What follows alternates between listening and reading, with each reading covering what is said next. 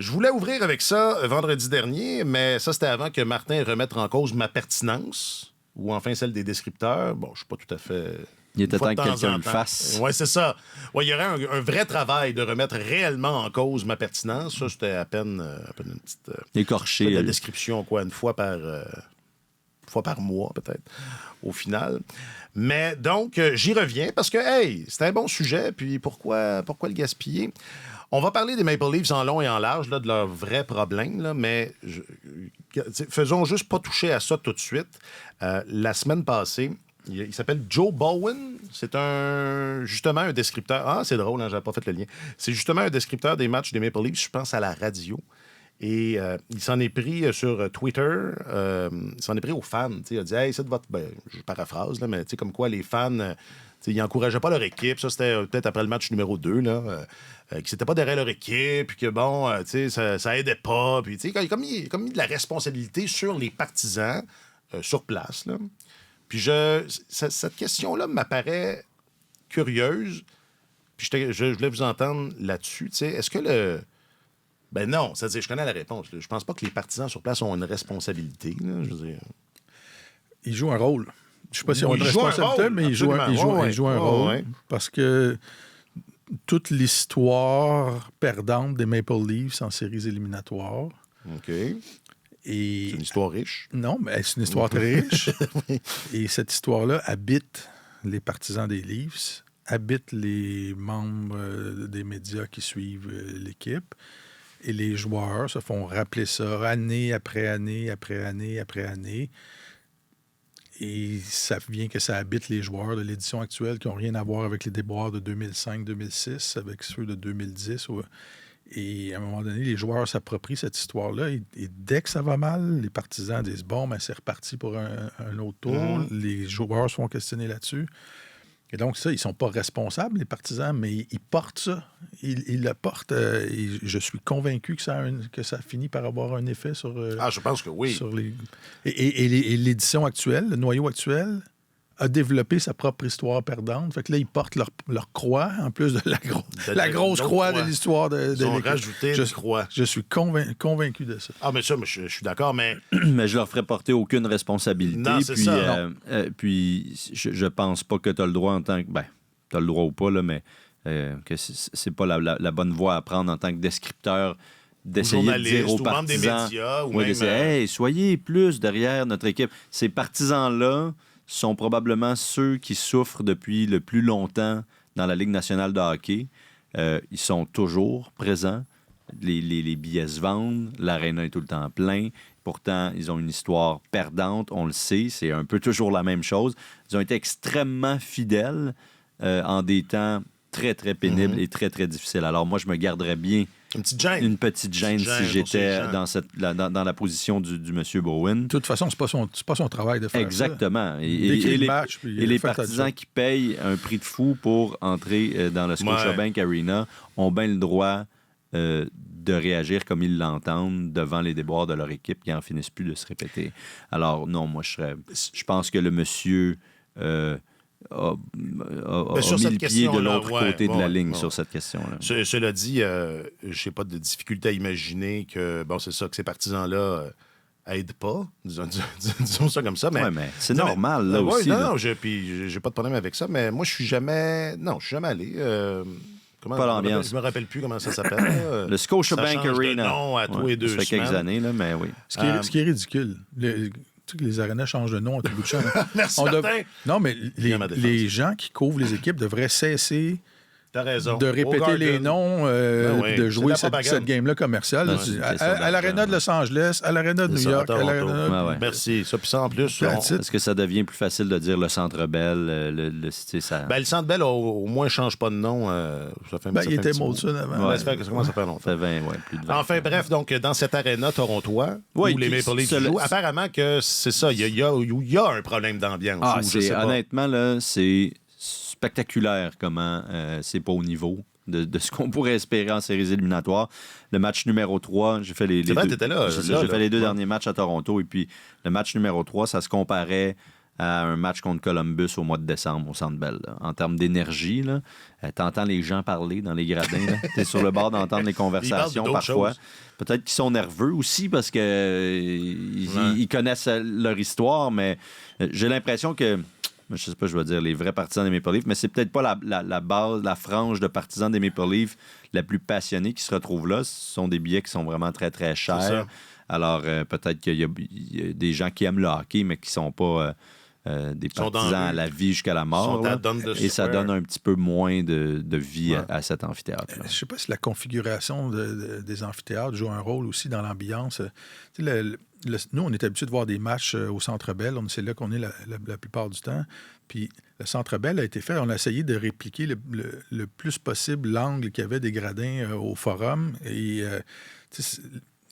on a même étiré au maximum les normes du code du bâtiment pour que les gens soient le plus près possible de la patinoire. Et l'angle des gradins, les joueurs en parlent. Ils disent, quand tu joues, tu as l'impression d'être devant un mur de gens.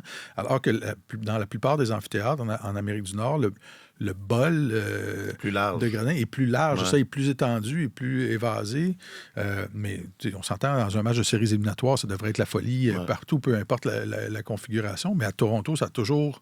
Il n'y a pas de frénésie là. Ça a toujours été feutré. Là, c'est le moins qu'on puisse dire. Mais est-ce qu'il n'y a pas... Parce que dans les... c'était sur Twitter, je pense, la sortie de Bowen, et les gens répliquaient, c'est ça, les vrais fans, ils n'ont pas les moyens d'aller dans cette aréna torontois. C'est probablement partiellement vrai. Et si tu regardes à Dundas Square, ils sont là, les vrais fans, puis c'est vrai qu'il y a l'air d'avoir de l'ambiance là, dans la rue, là, autour du petit écran géant qu'ils ont là-bas. Est-ce qu'il y a un danger qui nous guette, qui guette tout le monde de ça, parce qu'on la voit, la flambée des prix des billets, de la revente aussi. Est-ce qu'il y a quelque chose là dont on devrait, tout le monde, se méfier?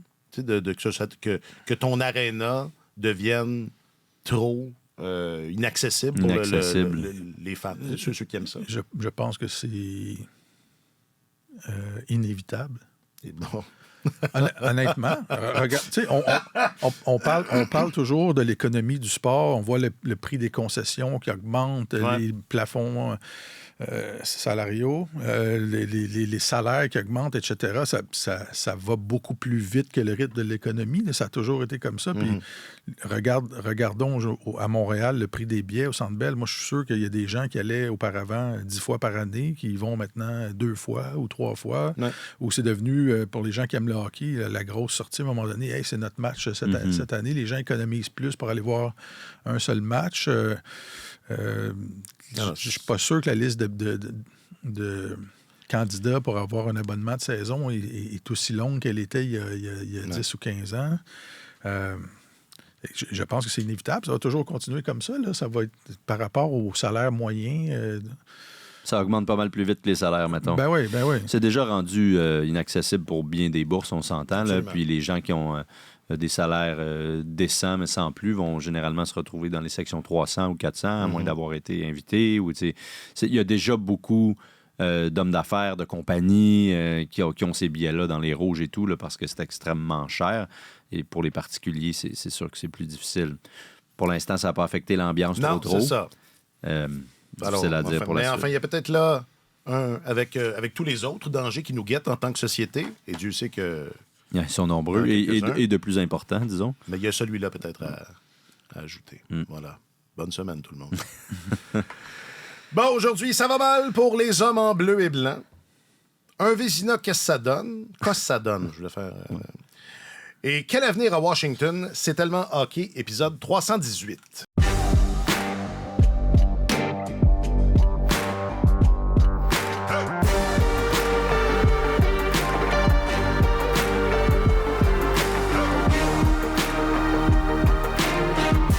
Avec votre journaliste affecté aux affaires de la LNH, Monsieur Alexandre Gascon. Salut, Alex. Bonjour, messieurs. Et votre chroniqueur principal au service des sports, Monsieur Martin Leclerc. Salut, Martin. Messieurs, mes hommages. Je m'appelle Alexandre Coupal. Bon, ben, ça a bien l'air que le Canadien fera pas les séries cette année. C'est pas comme Florida, Caroline et Islanders de Patrick Roy. Rangers, Capitals, Vancouver, Nashville, Winnipeg, Colorado, Edmonton, LA, Boston, Dallas, Vegas. J'ai mis mes chaises sur la parade. Ah, le créateur nous gâte. Mais oui, Wow. C'est le créateur. Félix Archambault, que l'on salue. Est-ce que c'est Félix tout seul ou il s'est fait... Ah là, il m'a pas... il s'est adjoint... Il n'a pas précisé. Il pourra nous recadrer au besoin. Il m'écrit, il dit il manquait une équipe qui a fait les séries. Mais là, moi, je suis allé trop vite. Là, j'ai pas... C'est largement au-delà de mes compétences intellectuelles. Puis pendant que les compétences intellectuelles se font aller, de quels hommes en blanc et bleu voulez-vous parler en premier? Commençons par ceux dont la vie est finie. D'accord. Bon, c'est ça. Faisons les choses dans l'ordre. Je ne les ai pas tout entendu, mais je dirais que c'est soit Edmonton, Alex, il prend chaque défi. Floride. Au cœur. Edmonton, Très à cœur. Floride, Dallas ou Vegas. Alors, vous pouvez... Mais je vais réécouter tantôt. Vous pouvez rewinder et enfin trouver... moi, je sais c'est quoi. Je sais c'est qui. Est-ce que c'est dans mon choix? Non. Hein? Non. Ah, bon, J'en dis pas plus. pourri. On a parlé beaucoup du Lightning le vendredi dernier. On sentait un peu la fin. Êtes-vous surpris que... Et que c'est quand même... En 5 matchs, là, c'est quand même... Moi, j'aurais pas... Tu sais, je voyais pas le Lightning gagner cette série-là. On s'entend. Mais je reste un peu surpris que c'était aussi expéditif. Moi, j'avais choisi les Panthers en 6, donc rendu là, tu sais, j'étais pas loin. Mais non, je suis pas surpris. Je suis pas surpris parce qu'on on en avait parlé en fin de saison aussi. Le Lightning a été sauvé en bonne partie par son avantage numérique cette année. Exact. C'est toujours un atout en séries éliminatoires de compter sur un bon avantage numérique, mais c'est pas le facteur numéro 1 en général. On va parler d'autres séries tantôt où ça a un grand impact, mais en général, c'est pas le facteur numéro 1. Mieux vaut être dominant à 5 contre 5. Ce qui n'était pas leur cas cette saison, qu'une défense plus poreuse qu'auparavant. Je pense que c'est un peu tout ça qui est ressorti parce que en plus, Andrei Vasilevski, malgré des statistiques respectables, mais sans plus, a été bon dans cette série-là. Il n'a pas juste été normal. Là. Il a été très bon. Et ils se sont fait traverser quand même. Hier, par contre, malheureusement, il a donné un mauvais but. Le but qu'il a fait 2-1, là, le but gagnant de Barkov, c'est un tir de la pointe. Il essaie de la capter avec sa mitaine, puis il donne un rebond juteux, comme on les aime. Et Barkov en a profité. Donc ça, malheureusement pour lui et son équipe, c'est un mauvais but. Mais règle générale, il a été très bon. Alors, je pense que le Lightning est tombé sur plus fort que soi, premièrement. C'est pas étonnant qu'il le perde. Et c'est ça. Là, les lendemains chantent un petit peu moins. Il y a des questions à se poser. Tout n'est pas perdu, mais je pense que Martin risque d'en parler. Mais au fil des années, principalement en raison du plafond salarial très rigide et de la pandémie qui l'a rendu encore plus inflexible, le Lightning a perdu beaucoup, beaucoup de plumes. Et même s'il misait encore sur ses vedettes, disons que le groupe d'acteurs secondaires était moins doué qu'auparavant. Ouais. Tu sais, être le directeur général d'une équipe gagnante dans la Ligue nationale, ça se transforme très vite en... Je sais pas, j'ai une image en tête. Là, un gars qui est dans sa chaloupe à la pêche, puis là, il y a un trou dans le fond de la chaloupe. Puis là, il met son doigt, puis là, il y a un autre trou qui sort, puis là, tu fais juste à un moment donné colmater des brèches parce que tu perds des joueurs, tu saignes du talent, puis tu peux pas garder le rythme. Là. Ça peut t'arriver 1 an, 2 ans, 3 ans, mais quand ça fait 4 ou 5 ans. Puis le Lightning, tu sais, je regardais ça, là, le Lightning cette année me faisait penser à une autre version des Maple Leafs de Toronto. Ils ont tellement perdu de bons joueurs de soutien au fil des ans que là, il y a un noyau. Ils ont un bon noyau d'attaquants qui est talentueux. Ouais. Ils ont 1 ou 2 joueurs dominants en défense. Ils ont un bon gardien, ce que les Maple Leafs n'ont pas. Mais c'est ça. Ils ont une meilleure défense et un meilleur gardien. Mais c'est une équipe qui, à cause de son manque de profondeur, est capable d'exceller en attaque. Mais ils étaient plus capables de tenir la route en défense. Tu regardes les meilleures années du Lightning, là, c'est une équipe qui était dans le top 5 en attaque, dans le top 5 en défense. Il y a même une année... je pense que c'est la saison où il s'était fait balayer. Le Lightning avait connu une saison historique.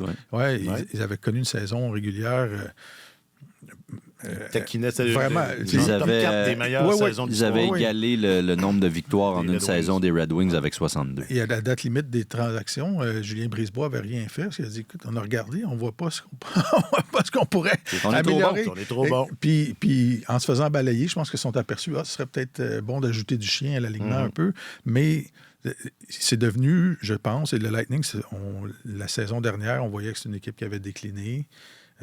Et ça a été encore le cas cette année. Puis là, il y a des blessures qui se sont ajoutées à ça. Mais très bonne formation offensive en saison. Avantage numérique, tous azimuts. Ça ressemble, je trouve, beaucoup ces aux éléments-là. Maple Leafs. C'est comme- Mais défensivement, ils n'étaient pas capables de tenir le coup. Tu avais un excellent gardien dans chaque filet contre les Panthers. Puis celui qui a la meilleure. Si tu as deux bonnes équipes défensives qui s'affrontent, celui qui a la meilleure attaque va gagner. Mais si tu as deux bonnes attaques qui s'affrontent, puis il y en a un qui a une meilleure défense que l'autre, bien, ça va, le bateau va pencher d'un côté. C'est ça qui est arrivé. Et qui était le gardien des Blue Jackets en 2019? Bobrovsky. Comme quoi. Comme quoi. C'est le tueur de Lightning. Exactement. Voilà. Ouais. Le pourfendeur de déclair. Tu as utilisé le mot déclin, Martin. Est-ce que c'est ça? Moi, parce que, Alex, tu nous fais remarquer dans tes notes lumineuses que ce noyau-là, tu sais, des fois, on pense, puis c'est peut-être un sujet qu'on a déjà touché ici, mais enfin, on peut penser à tort que c'est une équipe, que c'est une vieille équipe ou que c'est une équipe vieillissante. Mais enfin, forcément, elle vieillit d'année en année. Là. Mais c'est pas... ça reste que le noyau de cette équipe-là, la plupart des joueurs n'ont pas 30 ans ou à peine. Exact. Non, en fait, il n'y a que Kucherov qui a eu 30 ans cette année. Vasilevski va l'avoir cet été. Mais sinon, Braden Point, 28 ans. Brendan Hagel, qui est devenu un acteur, un premier rôle là, dans cette équipe-là, n'a que 25 ans. Sergachev aussi, 25. Eric Chernak, 26. Fait-il encore autant partie du noyau? On peut en débattre. Cirelli, 26. Pardonnez-moi. Vous pouvez continuer. Il va éternuer. Mais dans la gorge. tu regardes leur noyau, là, dans la plupart des villes de la Ligue nationale, les gens rêveraient d'avoir un noyau Ben comme oui, ça. Là, un c'est gars exceptionnel, là. un marqueur comme Kucherov, Braden Point. Il n'y a que Stamkos et Edman là, qui font partie du noyau et qui sont plus vieux. Là. 33 Edman, 34... Ouais, mais Edman est encore très bon. Les défenseurs, généralement, sont capables de prolonger, de rester efficaces. Mais Sergachev, ils ont positionné Sergachev pour prendre la relève éventuellement. Sergachev est très bon aussi. Là. Il a juste 25 ans. Mais tu regardes un gardien de premier plan, des joueurs d'élite en attaque, un ou deux défenseurs capables de prendre des grosses minutes de jeu. T'as quelque chose là. Ouais. Mais pour aller jusqu'au bout, pour être dans l'élite de la Ligue nationale... Il faut avoir de la profondeur. Puis ça s'est effiloché parce que Julien Brisebois n'avait pas le choix. Puis en plus, il dirigeait une équipe qui était une équipe de pointe qui était prise dans une situation où le plafond salarial était bougeait pas, était figé. Il y avait il faisait juste gérer de la décroissance. Il n'était même pas capable de dire OK, l'année prochaine, ça va monter de 2 millions ou dans les 2 dernières années, ça a monté de 4 millions. Donc, je vais peut-être pouvoir sauver un joueur. C'est fou, les joueurs perdus au fil des ans. Là. Je voyais que tu faisais le décompte, puis on les sait, mais quand on voit tous les noms sur la liste en même temps, c'est impressionnant. Et tu vois les équipes où ils sont, ces gars-là. Blake Coleman, ça a été un joueur important pour eux. Ross Colton, qui a été rescapé au Colorado, qui était un gars de la 2e ou 3e vague, mais qui avait quand même bien fait. Victorieux de la Coupe Stanley contre le Canadien en 2021. Barclay Goodrow, sur une passe de David Savard. Barclay Goodrow avec les Rangers. Yannick Gourde, qu'on a perdu à l'expansion, au repêchage de l'expansion. Tyler Johnson, on l'a laissé partir. Il avait ralenti. Alex Killorn, c'était, je pense, une partie de l'âme de cette équipe-là. C'est un guerrier. Pat Maroon, je pense qu'on l'a laissé partir aussi, là, mais c'est un gars qui avait apporté beaucoup de leadership. Il arrivait d'une équipe qui avait gagné la Coupe Stanley, puis il poussait ses coéquipiers. Ryan McDonough, c'était un ancrage important de la brigade défensive. Ça, on le voit là, en défense que son absence fait mal. Exact. André Palat, qu'on a laissé partir, c'est un joueur important en série. En séries éliminatoires, Palat marquait toujours des gros buts. Corey Perry, je pense qu'on l'a laissé partir aussi. À un moment donné, on s'était dit qu'on était allé au bout de la route. Et Carter Verhaeghe, qu'on a laissé partir alors c'était un jeune joueur là, qui commençait sa carrière. On disait, bon, ben, on n'a pas de place pour toi dans l'alignement. Il est parti, puis en Floride... On pourrait rajouter Jonathan Marchessault. Absolument. C'est vrai. Et là, hein, ça nous... Ça, c'était depuis 2020, et Marchessault est parti. Juste avant. Juste avant. Ouais, un peu avant, parce qu'il y avait 2016, là, je pense. Cela dit, par contre, là, le plafond augmente. Le plafond va augmenter. Oui, c'est ça. Puis, tu sais, si on part du point où est-ce qu'il y a là une base solide, tu sais, ça va être super intéressant de voir ce que Julien Brisebois va faire parce que... Vraiment. Il y a des décisions à prendre. Oui. Mais la base de la colonne vertébrale, elle est là. Ouais. Tu sais, on parlera des Maple Leafs dans pas longtemps. Ils sont pas du tout dans la même situation, on s'entend. Là. Alors, même s'il y avait une comparaison dans l'écrasement... elle est dans le groupe de support. Exact. Et dans les points forts durant la saison, et, ce qui n'a pas été, ce qui n'est pas ressorti en série. Mais elle s'arrête là. Parce que pour le reste, le Lightning peut encore espérer connaître beaucoup de succès en séries éliminatoires. C'est un groupe aussi qui a été entamé là, par ces 3 très longs parcours d'affilée, en plus dans le contexte pandémique. Ils ont remporté une Coupe Stanley en septembre, une autre au mois de juillet. Ça s'est fait très rapproché. Alors là, c'est sûr que ça commence à dater tout ça, là, mais... Est-ce que c'est la seule organisation de l'histoire à avoir eu 2 parades la même année? Peut-être. Il faudrait... fouiller dans l'histoire de la LNH. Mais moi, j'aime ça, ce genre de petites questions-là, trivia. Mais c'est possible. En tout cas, et bref... Deux parades en 10 mois. C'est bon, hein? Une début octobre, puis une au mois de fin juillet. 2020. C'est automne 2020 et été 2021. OK, c'est pas la même... C'est la même... C'est la même année scolaire, mettons. C'est ça. Ouais, je pense que c'est la même année du calendrier. Non. Mais quand même. Alors... C'est pour ça que tu as raison quand tu dis que ça va être intéressant de voir ce que Julien Brisebois va être en mesure de faire. Il va avoir un petit peu plus de place sous le plafond salarial, juste parce qu'il va augmenter. Peut-être aussi en raison des décisions qu'il va prendre, des gens qui pourraient partir, n'est-ce pas? Mais il n'y a personne qui va faire imploser ce noyau-là ou exploser ce noyau-là. Là. Ils ont de quoi être solides pour le futur s'ils réussissent à bien manœuvrer. Et Brisebois adore son équipe. Là. Je sais qu'il... Kucherov et compagnie, ils croient encore en eux à 100%, puis avec raison. Donc, mais là, évidemment, le dossier, c'était sur toutes les lèvres. Puis dès que le Lightning a perdu... On a commencé à en parler avant. Je sais, je vous ai écouté. On recevait des alertes. Steven Stamkos a-t-il disputé son dernier match dans l'uniforme du Lightning, etc., etc. Donc ça va être intéressant. C'est possible. Ça va vraiment dépendre de lui, de ce qu'il veut faire, en fait. Est-ce que, je veux pas... on a beaucoup parlé de Stamkos vendredi dernier, mais si on regarde ça sous l'angle de l'équipe, est-ce que c'est plus facile... parce que ça va être intéressant de voir ce que Julien Brisebois va faire. Il va tracer une ligne. Il y a plein de choses à faire. Il y a 1000 options, j'imagine. Est-ce que c'est plus facile avec ou sans Stamkos d'être de maximiser ce qui reste? Martin parlait du cœur et l'âme de l'équipe. C'est pas à négliger, ça. S'il fallait que Steven Stamkos s'en aille. C'est le leader de cette équipe. Ça reste le leader et le capitaine de cette équipe-là. Oui, il y en a d'autres qui sont importants. Il y a une culture très forte à Tampa Bay, mais on l'a vu, là, comment lui, il s'est démené en séries éliminatoires dans les 2 derniers matchs. À partir du moment où c'était 3-0, mais même avant, il était bon, mais il avait vraiment l'air d'un gars qui n'avait pas envie de réfléchir à son avenir puis qui voulait que ça se prolonge. Là. Il a joué comme tel. Il a eu de l'impact. Hier, il a fini avec quoi? 8 mises en échec, je pense. Je dis ça de mémoire. Beaucoup. Alors, oui, je pense que c'est encore pas mal une grosse partie du cœur et de l'âme de cette équipe. C'est aussi, d'un point de vue historique, le meilleur pointeur, le meilleur buteur de l'histoire, le gars qui a joué le plus de matchs, etc., etc. Donc, ça a un impact, ça, quand tu laisses partir un gars comme celui-là. Évidemment, on n'apprend rien à la direction du Lightning, mais c'est sûr que je pense que c'est à calculer là, dans le coût de la perte. Là. Dans la balance des inconvénients. Oui. Puis, tu sais, Brisebois avait été assez clair en début de saison en disant on l'adore puis on veut le garder, mais il y a 34, pas 24. Je pense que ça donnait le ton un peu. Là, en disant. 34 ans, pas 24 ans. Oui, 34 ans, pas 24 ans. Alors, tu l'as dit vite. Là, oui, tu as bien fait. C'est pour ça que tu es là.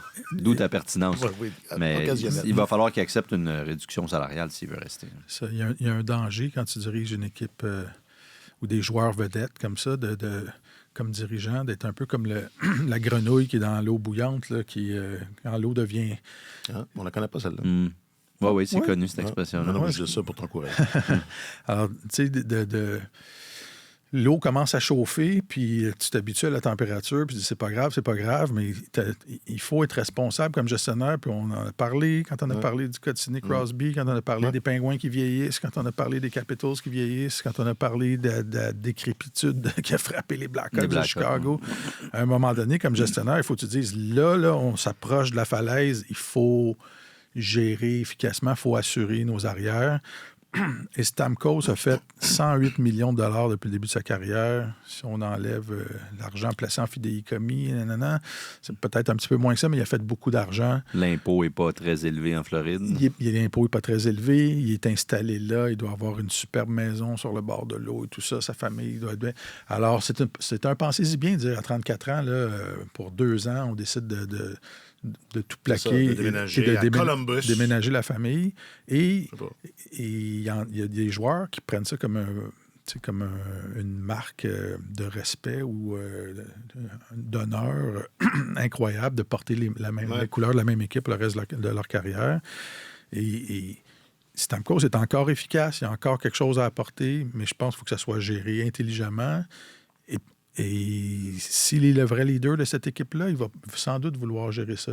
Tu peux t'entendre avec ton joueur, dire écoute, on va signer des contrats de 2 ans à partir de maintenant, puis on va ajuster selon ton niveau de production, puis tu vas rester avec nous, ou on va signer pour quelques années de plus si tu veux de la sécurité, mais il va falloir que tu en tiennes compte. Puis s'il veut traire la vache jusqu'au sang, le marché jusqu'au sang, puis sortir le plus d'argent possible du marché, il va aller jouer ailleurs. Mais ils sont arrivés à cette croisée-là des chemins et ça serait... Je suis certain que la direction valorise énormément le leadership de Stamkos, mais s'il veut continuer à jouer dans une équipe gagnante, il faut qu'il prenne un pas de recul et qu'il laisse une marge de manœuvre aux dirigeants de l'équipe.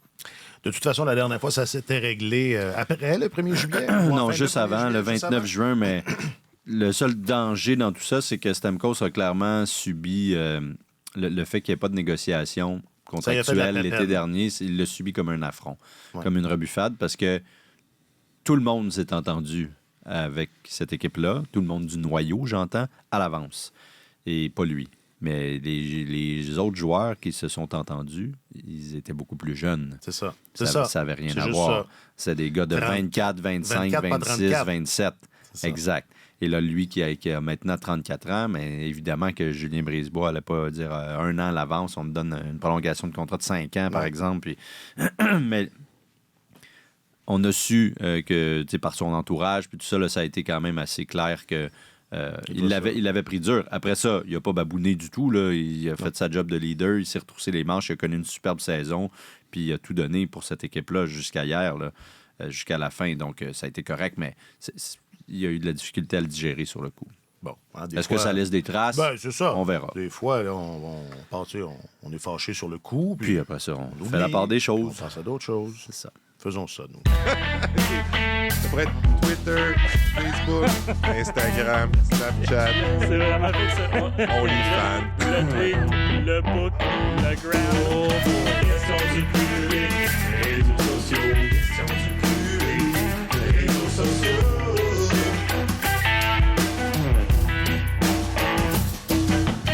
Question du public, réseaux sociaux. On est arrivé à un stade où nos thèmes sont vraiment plus cool que nous autres. Pour vrai, là. Je pensais pas que ça arriverait. Bon, ça. Je pensais pas que ça arriverait. Ayant une autre estime de notre coolitude. On vous a demandé sur les réseaux sociaux, et ça va mettre la table au sujet, le sujet à venir. Donc, via les réseaux sociaux de Radio-Canada Sport, qu'est-ce qui peut sauver les Maple Leafs? Il y a quelques réponses, évidemment, amusantes. On commence avec David sur Facebook. La foudre qui frappe les 2 gardiens et au moins la moitié des patineurs des Bruins, ça aiderait. Ça, mais parce qu'il y a beaucoup de gens qui se sont projetés dans l'avenir, là, mais là, on voulait des idées concrètes. Celle-là n'en est pas une, mais elle ouvre une porte, peut-être. Christian, toujours sur Facebook. Un entraîneur comme Patrick Roy, avec une passion et une rage de vaincre, pour montrer aux bébés gâtés qu'est-ce que ça prend pour être numéro 1. Gardez ça là, en tête. Là. On va se demander il y a là une piste. Daniel dit un match à la fois, un shift à la fois, c'est un 4 de 7. Et il ajoute, j'ai l'impression que c'est Guy Boucher qui va être entraîneur l'année prochaine. Fred dit une intervention divine. Ça, c'est toujours sur Facebook. Serge, pas grand-chose. Cette équipe travaille fort, mais elle semble en déroute. On ne peut cependant pas les accuser de ne pas rien essayer.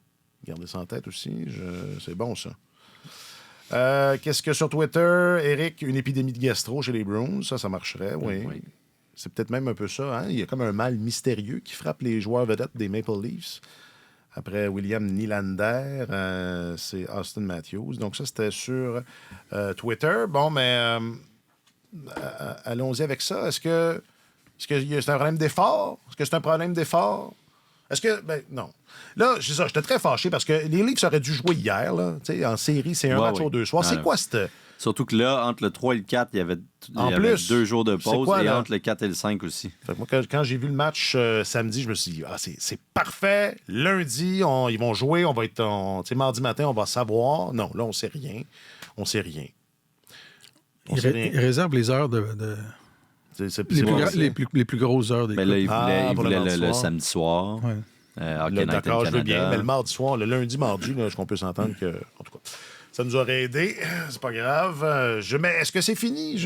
Moi, je suis toujours hésitant. Non, écoute, en 2021, quand les Leafs menaient 3-1 au premier tour contre le Canadien, je t'aurais dit que c'était fini. Puis l'histoire nous a prouvé le contraire. Donc, c'est drôle parce que j'avais exactement ce moment-là en tête, mais je le prenais de l'autre côté. Mais continue. C'était simplement pour illustrer que c'est jamais vraiment fini. Mais ça sent le roussi, là. Ça sent pas très bon. Est-ce que c'est un problème d'effort? Je penserais pas, honnêtement. Sheldon Keefe a été catégorique à ce niveau-là après le 4e match en disant... Il dit, on n'a pas été battus. Non, ça, c'est non, il a dit, vous pouvez remettre en question bien des affaires, mais vous pouvez pas remettre en question le niveau d'effort. Il y a des gens qui seront pas d'accord avec ça. Je pense pas que ce soit un problème d'effort. Je pense que ces gars-là veulent gagner. Je pense qu'ils savent plus à quel sein se vouer. Ouais. Je pense qu'ils sont bien écœurés de ne pas trouver les solutions. Tu sais, ça fait 8 ans qu'ils sont ensemble, là. L'air Matthews, Marner, Nylander, les 4 gros exacts, comme je les ai nommés dans mes notes. Ça fait 8 ans. Ils ont remporté une seule série éliminatoire. Donc, ça va être 1-8 là, s'ils perdent celle-là. Je pense qu'ils n'en peuvent plus. Tu sais. Puis c'était un peu ce qu'on a vu quand ils se sont chicanés là, sur le banc en fin de deuxième période du 4e match. C'est qu'on n'avait jamais vu ça de leur part avant. Là, et on pourrait le voir comme un bon signe, à la limite, là, de gars qui, justement, prennent ça à cœur. Sont tannés, puis ça sort. Ça sort peut-être tout croche, mais au moins ça sort. Alors oui, t'as l'impression que c'est important pour eux. C'est juste que quand on se met à se montrer du doigt comme ça, en pleine série, puis que ça va mal, généralement, c'est pas un bon signe. Mais parfois, c'est ce que j'écrivais samedi soir, ça sert de catharsis aussi, tu sais. Ouais. Ça sort, on évacue, on recommence. Tu peux être sûr que si les Maple Leafs remontent cette série-là, ça va être ça le point tournant. Tu peux être sûr. Ça, c'est sûr. Donc, mais je pense pas que ce soit un problème d'effort. Ils essaient de battre les Bruins à leur jeu, c'est-à-dire en jouant un style quand même assez fermé. Là. C'est comme ça que les Bruins font. Ferment la zone neutre, ils les repoussent en périphérie quand les Leafs attaquent. Les tirs viennent vraiment d'angle un petit peu plus restreint. On n'arrive pas à attaquer le centre, on n'en prend pas le contrôle. Et Toronto essaie de jouer sensiblement le même jeu en défense. Et il parvient relativement bien à 5 contre 5. C'est vraiment pas une catastrophe. Ils ont fait pas mal jeu égal ou presque. Là.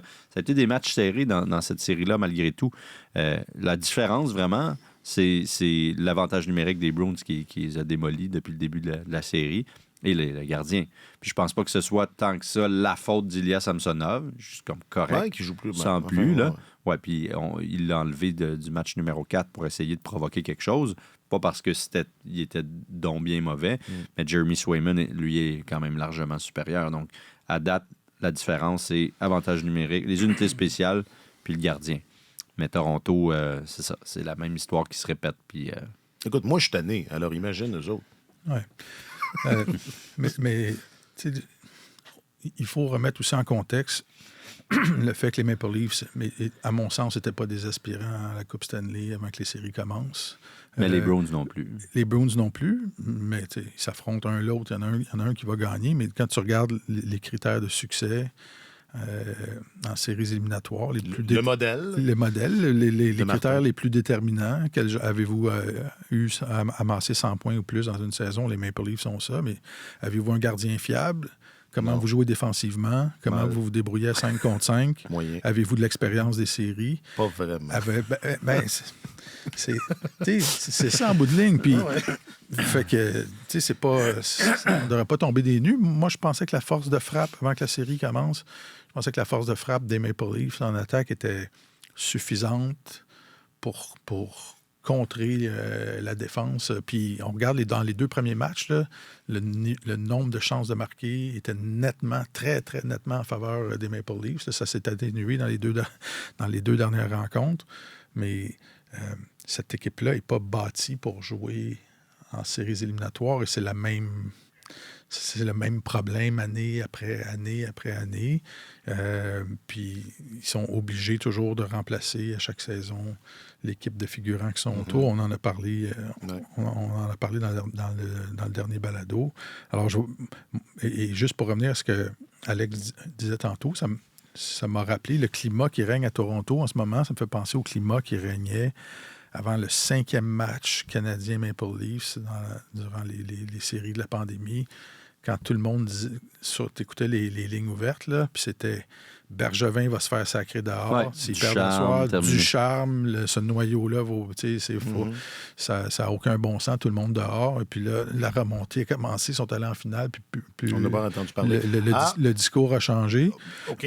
Alors, les Maple Leafs, on s'entend, ont assez de talent pour battre les Bruins de Boston là, dans un match. Puis s'ils reviennent à Toronto, ça peut changer de bord, mais tu regardes ça aller avec Matthews, qui est le seul joueur qui a continué à jouer de la même façon. Le seul gros.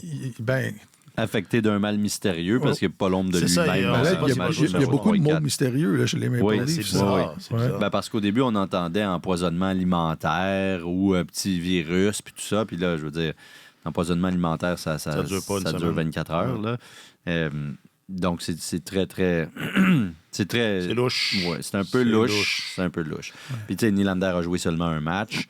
Lui aussi, là, c'est étonnant parce que depuis le début de la série, il s'entraîne à fond. Là. Sur la glace, il se donne.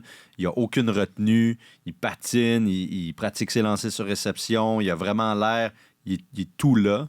Puis pourtant, il a fallu attendre le 4e match de la série, alors qu'il s'entraînait tout le temps, il faisait même des plus longues heures que ses coéquipiers. Visiblement, il y avait quelque chose qui le retenait, mais c'était difficile de voir quoi exactement. Matthews, lui, depuis qu'il est revenu de Boston, là, il s'est jamais entraîné avec ses coéquipiers, sauf le samedi matin. Où il a patiné un peu à l'entraînement matinal.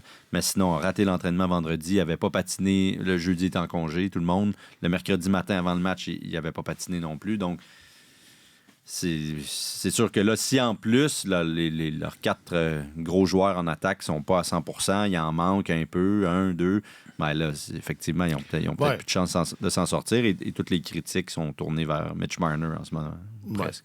Mais j'allais dire, c'est aussi le péril de mettre tous tes œufs dans le panier des 4 gros. S'il y a deux gros qui... mais tu sais, ils en ont des gros à Edmonton, là, puis ils ont réussi à broder. Ouais. Ils ont juste 2. Ça a pris du temps, par exemple, mais ils ont réussi à broder quelque chose. Oui. Puis, écoute, je regarde aller les Maple Leafs, on parlait tantôt du passé, puis tout ça... Puis j'ai fait une comparaison tantôt entre le Lightning et les Maple Leafs. On s'entend au niveau de la culture, c'est pas la même. La culture d'entreprise, c'est pas la même chose. Puis je sais pas s'ils sont restés assis trop longtemps sur le statu quo. Je pense que oui. Sheldon Keefe est encore là. Les Bruins de Boston, il y a 2 ans, ont changé d'entraîneur alors que tu regardais les Bruins de Boston de l'extérieur, ça allait bien. Là. Les points au classement étaient là. L'équipe performait, bonne culture. Et là, ils se sont dit on peut faire mieux que ça. Sheldon Keefe, là, ça fait plusieurs fois que l'équipe n'avance pas en séries éliminatoires, n'a pas un rendement. Puis on est revenu avec lui. Est-ce qu'on aurait dû bouger avant? Moi, j'irais... Est-ce que c'était Kyle Dubas le problème? Est-ce qu'à un moment donné, il va falloir poser un geste courageux puis en sacrifier un pour Mais c'est ça. aller chercher 2 joueurs qui vont ajouter à l'alignement puis qui vont donner une autre dimension? Mais chaque année qui passe coûte cher parce que les fenêtres sont pas ouvertes longtemps dans la Ligue nationale puis ils ont attendu longtemps. Là. Moi, je pense que le mal est plus profond, ou enfin, va plus haut. Puis, tu as dit tout à l'heure, finalement, le Canadien, quand il y avait cette ambiance-là, semblable, là, mais que c'était contre pas contre, mais que c'était le régime de Bergevin qui était visé. Il a fallu que le Canadien se rende en finale pour qu'on n'en entende plus parler. Même si les Leafs... Parce que c'est ça, j'aurais aimé savoir où est-ce qu'on en est aujourd'hui, là. Mais même si les Leafs reviennent dans cette série-là, puis battent les Bruins, s'ils sortent en deuxième ronde un peu comme l'an passé, est-ce qu'il y a juste des séries vraiment satisfaisantes qui peuvent empêcher la fin de... Mais qu'est-ce que vraiment... Keefe, de Triveling, ou peu importe Triveling. l'ordre des lettres de son nom, puis de Brendan Shanahan. Ouais. Je veux dire, c'est pas ça. Ouais, Vas-y. Ouais, c'est une bonne question parce que qu'est-ce que satisfaisant pour eux, là, c'est probablement au moins une présence en finale de la Coupe Stanley. Ce serait... En tout cas, c'est au-delà de la deuxième ronde, ça, c'est sûr. Ce serait un leurre que de se dire « on est revenu contre les Bruins, mais on a perdu en 6 contre les Panthers. » Ça ferait un peu penser à ce que le Canadien se disait quand ils ont perdu contre les Bruins de Boston en 7 en prolongation en 2011. Là. Donc, les Bruins, regardez, les Bruins ont gagné la Coupe. Ouais, puis là, ça veut dire qu'on est presque aussi bon. après, vous avez fini 28e la saison suivante ou quelque chose comme ça. Donc, ce serait le même écran de fumée là, si les Leafs se disaient ça. Moi, je pense qu'on en est arrivé à la fin de ces Leafs-là comme on les a connus là, dans les 8 dernières années. Peu importe le scénario, à moins qu'ils gagnent la Coupe. Probablement. On ne veut pas stresser personne. Non, et puis... Il y a un facteur qui est particulièrement important et dont on parle peu, c'est qu'il y a un nouveau président-directeur général à la tête de Maple Leaf Sports and Entertainment qui s'appelle Keith Pelly. Et c'est pas mal un secret de polichinelle qui n'a pas l'intention de faire preuve d'une grande clémence à l'endroit de cette équipe-là comme elle est construite actuellement.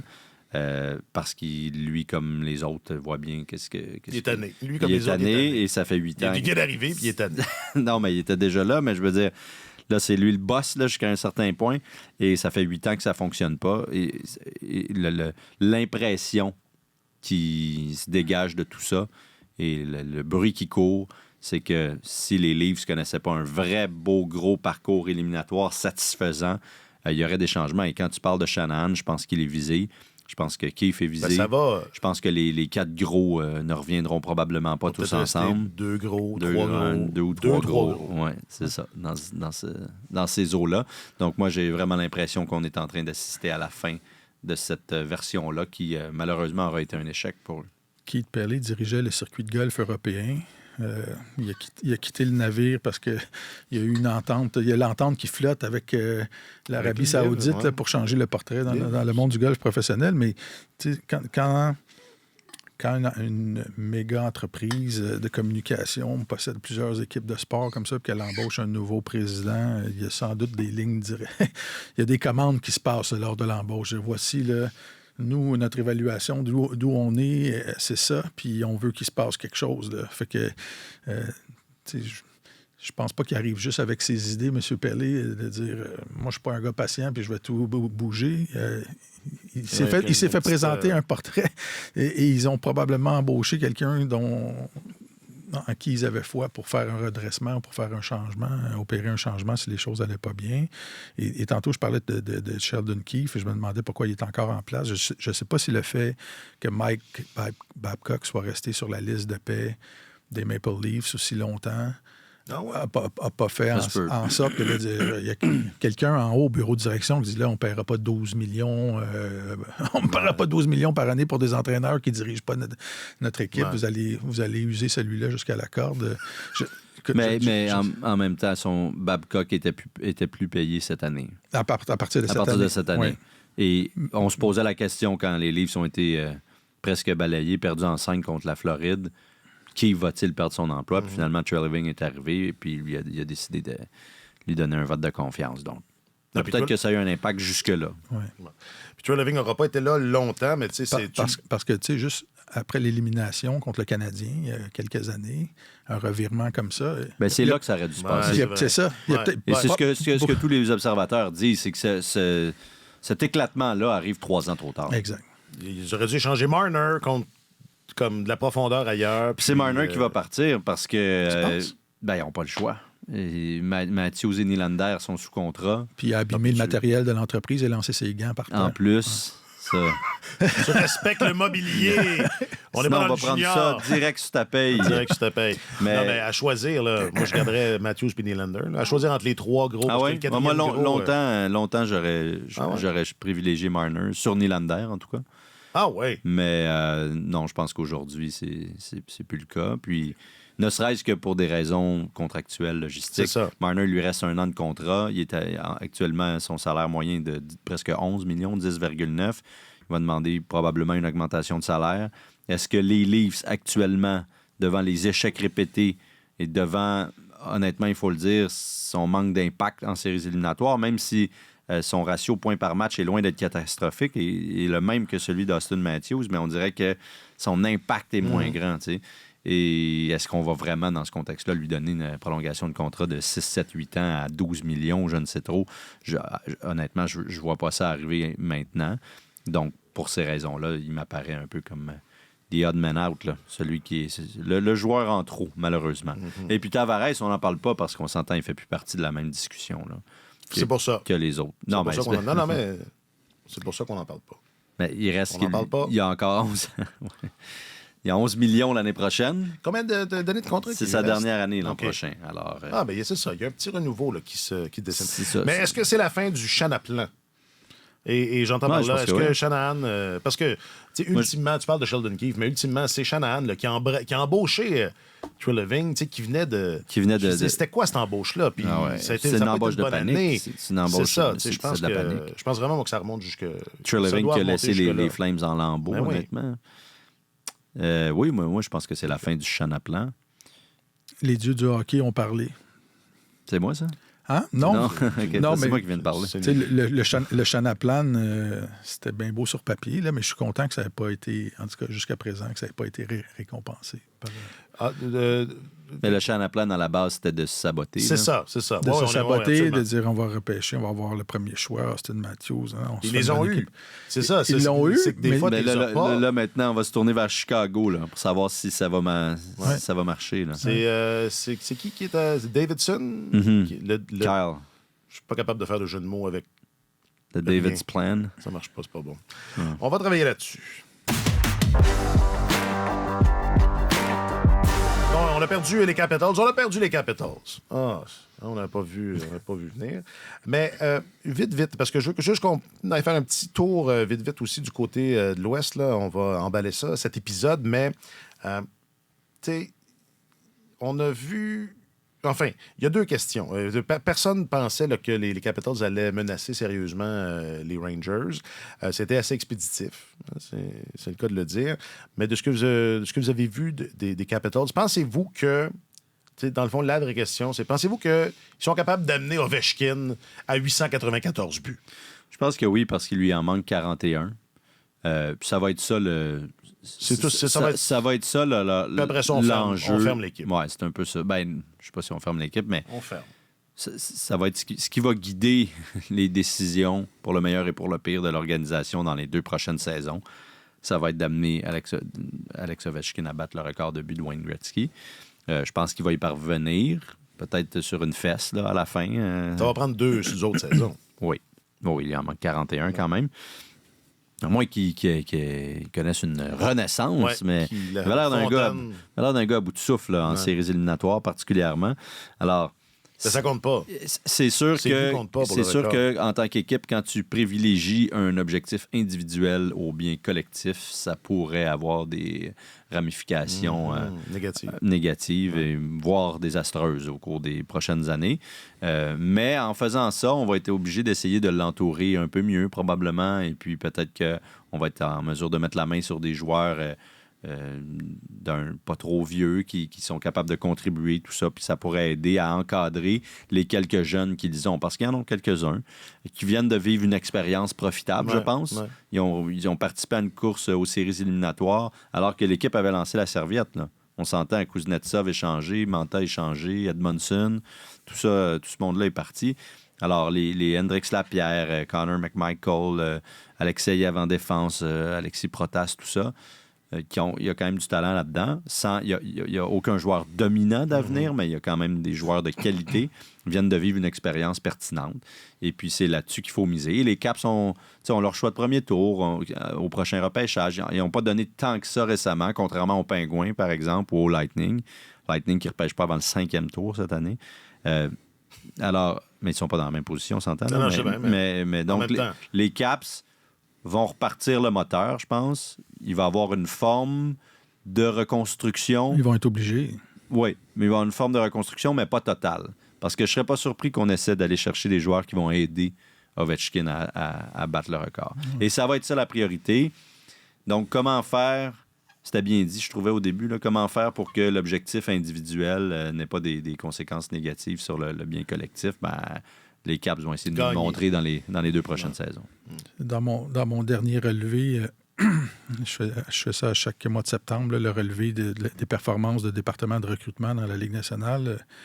Les Capitals étaient 30e dans la Ligue avec 943 matchs joués par des choix de repêchage, comparativement à des équipes comme Caroline qui ont 3000 matchs et plus. Là.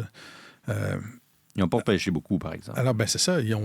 Quand tu échanges des choix année après année parce que tu veux favoriser un bon parcours éliminatoire, à un moment donné, tu n'as plus de munitions. Tu arrives dans une situation où il n'y a plus d'issue vraiment. Tu es peinturé dans le coin.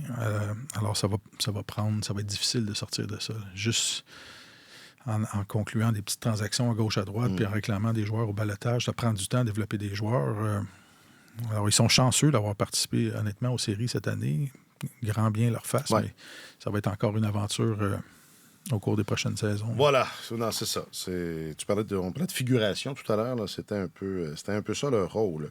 OK, un mot sur l'Ouest. Qualité. Celui que vous voulez. Est-ce qu'on se dirige vers une deuxième ronde, un choc Edmonton-Vancouver? Oui, oui. On se dirige vers ça. 3-1 dans les séries respectives. Ouais. Vancouver, c'est étonnant. 3 victoires de 3 gardiens différents jusqu'à présent. Quand Demko est tombé au combat, moi, je m'inquiétais pour eux, vraiment. Là. Ah oui, l'ancien du Canadien, Casey DeSmith, ne t'inspirait pas confiance? Mais là, c'est Arthur Silovs. Là, c'est Arthur Silovs qui a gagné le dernier match. Je sais. Est-ce qu'il faut que j'apprenne son nom ou... Peut-être, là. En ta qualité d'animateur du balado, je te dirais que ça pourrait être une bonne idée. Non, mais c'est encore lui qui va être... Parce que DeSmith, les échos concernant Casey DeSmith, c'est que ça serait pas nécessairement une blessure sérieuse. Donc, c'est possible qu'on le revoie. Mais c'est pas sûr.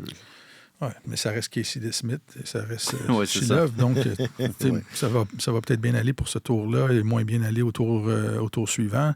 Les Oilers, j'ai été impressionné leur dernier match. J'ai pensé à toi. Ouais. Je me suis dit, et voilà le genre de match que Martin voulait les voir remporter pour se dire qu'il y avait une chance. Exact. Victoire de 1-0 dans un match serré. 13 lancés. Le match, j'étais ravi de voir le lendemain un long papier sur ce match-là qui disait que pour une fois, ça avait été Vincent Desharnais qui avait été un héros du côté des Oilers. Mais c'est ça. Il faut que tu sois capable. Et c'est peut-être un moment déterminant pour les Oilers dans leur parcours éliminatoire, dans leur véhicule éliminatoire, de dire il faut qu'on joue pour être capable de gagner les matchs 1-0. Il faut arrêter de toujours prendre des chances à gauche, à droite, puis de jouer run and gun, d'échanger coup pour coup avec l'adversaire. Ils ont été moins bons que les Kings dans ce match-là. Ils ont été moins bons. Ils ont obtenu 4 chances de marquer. Hey, c'est minime. C'est la famine totale, 4 chances de marquer, surtout avec des joueurs. Avec ces joueurs-là. Avec ces joueurs-là. Et tu te places dans les chaussures des Kings, tu dis on a livré exactement le genre de match qu'on voulait. Et on a perdu. On a perdu. Il faut tenter de répéter ça. Mais les Oilers, ça donne confiance. Ouais. Donc, on peut jouer tous les styles de hockey. Juste un mot sur les Jets en terminant. parce que je disais en ouverture, un Vézina, qu'est-ce que ça donne? J'étais un peu sous l'impression, parce que vous savez que moi, j'obéis à l'adage, montrez-moi un bon gardien, je vous montrerai une équipe qui peut gagner la Coupe Stanley. Bon, je change la fin une fois de temps en temps.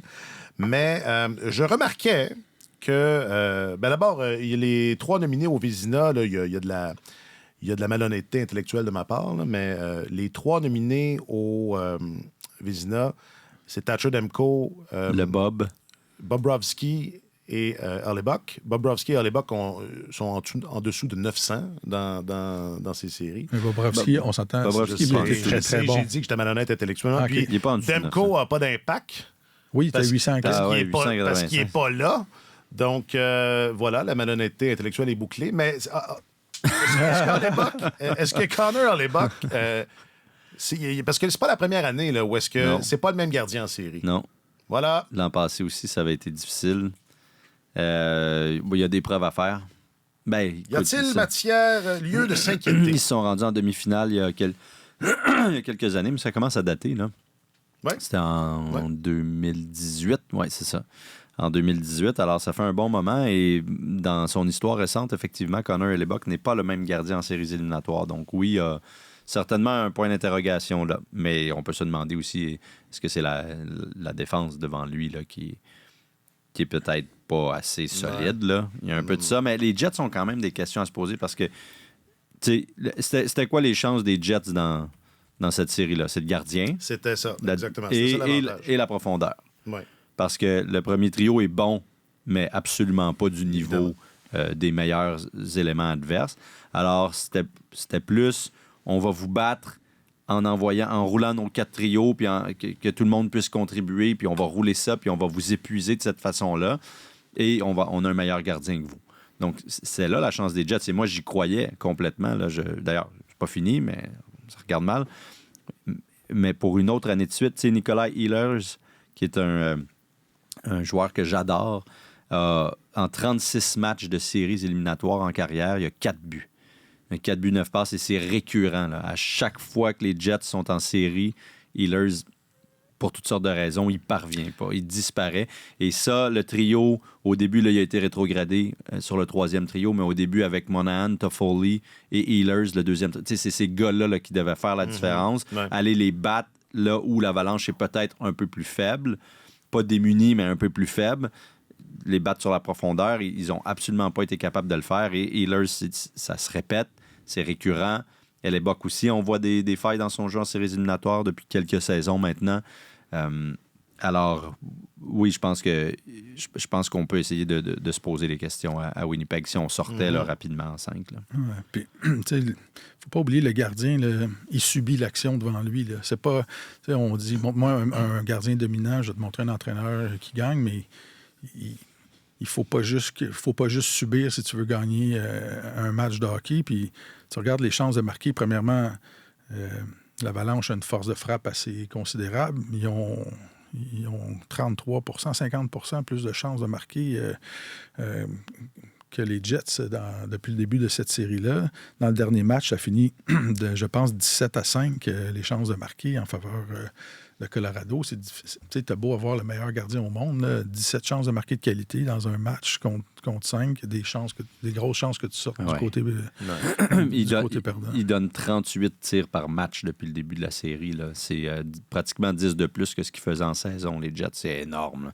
Et c'est de loin la pire équipe en éliminatoire en ce moment. Même les Caps, même les Highlanders font mieux là, et de beaucoup. Donc, Et eux aussi, ça fait un petit peu partie de leur culture d'avoir des pas pires saisons régulières et d'arriver en série et de s'écraser totalement. L'an passé, contre Vegas, ça avait bien commencé. Gagné le premier match, perdu en 5. Exactement comme on est en train de le voir aussi. C'était fait, il avait gagné une ronde face aux Oilers pendant la pandémie, mais c'était fait balayer par le Canadien. Il n'avait même pas été dans le coup.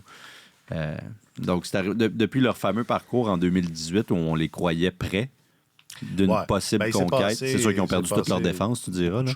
Ouais. Ça n'a pas aidé. Là.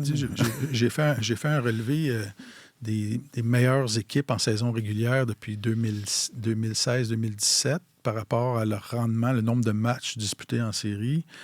Les Maple Leafs étaient 3e dans la Ligue nationale en saison régulière. Ils sont 15e en séries éliminatoires pour le nombre de matchs disputés dans la Ligue. Ils ont disputé 22 matchs. Jusqu'à présent, 2 matchs de plus que le Canadien.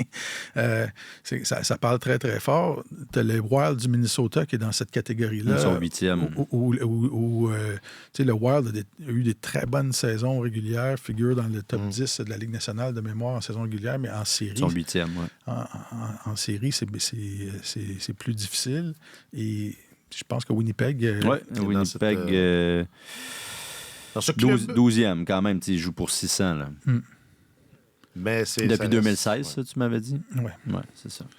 Là, tu es en saison régulière? C'est ça, c'est la saison régulière. Ouais. 2016. OK. Et là, c'est ça, transforme en match de série. Et ça va... Non, ils n'ont pas... Non, ils ne sont pas capables. Là.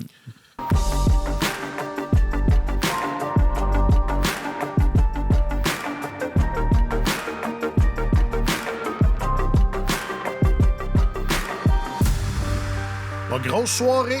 En tout cas, ça aurait été mieux cette soirée-là hier, mais c'est comme ça.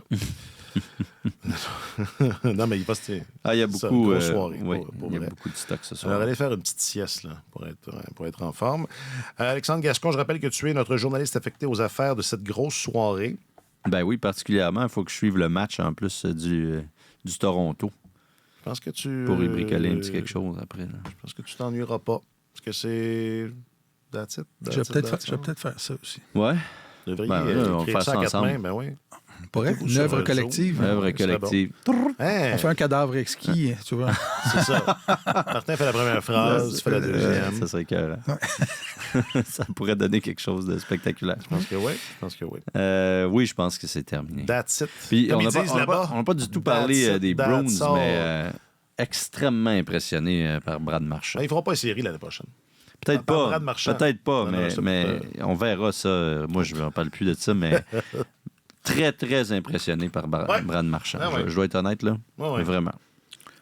J'ai hâte de le voir contre une grosse machine. Parce que Oui, mais- j'ai énormément de respect pour Brad Marchand, pour la carrière de Brad Marchand. Mais Brad Marchand n'est pas censé déculotter une équipe comme ça en séries éliminatoires, là, presque à lui seul. Ouais. Je suis d'accord. Ben, il y a Swayman aussi là-dedans un peu. Là. Ouais, il est Oui. pas pire, hein. Martin, that's it, that's all, comme ils disent là. That's it, that's all. Ouais, tu penses? Ouais. Ben écoute, ça va être Non, mais si c'est ça... Ça va être le fun. Soyez là vendredi pour 90 minutes sur l'avenir de Mitch Marner, le Maple Leaf invisible. Vous avez vu la chronique? C'était la une du Toronto Sun. C'est pas fin. Mais quand tu parlais de Harley Buck et Healers à Winnipeg, je me disais, il y a un chroniqueur à Winnipeg qui pourrait se gâter. Ouais, c'est ça. Ah, ben, le texte de Jake. Je vais aller lire Sœur parce que Sœur a été dépêché C'est vrai, à Winnipeg. à Winnipeg pour suivre les Jets. Alors, si Pas vous ne lui savez encore. pas qui est Sœur, Vous le saurez pas. vous le saurez pas? Non. Ben oui. C'est le petit surnom de Eric Angèle. Exact. Comme dans Faites Sœur. vos liens. C'est ça. Faites vos liens. Je t'ai dit merci. Oui, OK. je pense. Martin Leclerc, tu es notre chroniqueur principal au service des sports. C'est bien moi. Oui. J'en suis fort honoré. Absolument. Et je te dis merci. Merci. Un gros merci aussi à Jacques-Alexis Bernardin à la production de cet épisode. Je m'appelle Alexandre Coupal. Bon gros mardi avec les 4 gros. Et on verra bien ce qui en restera. Sur tous les terrains et sur tous vos appareils, Radio-Canada Sport.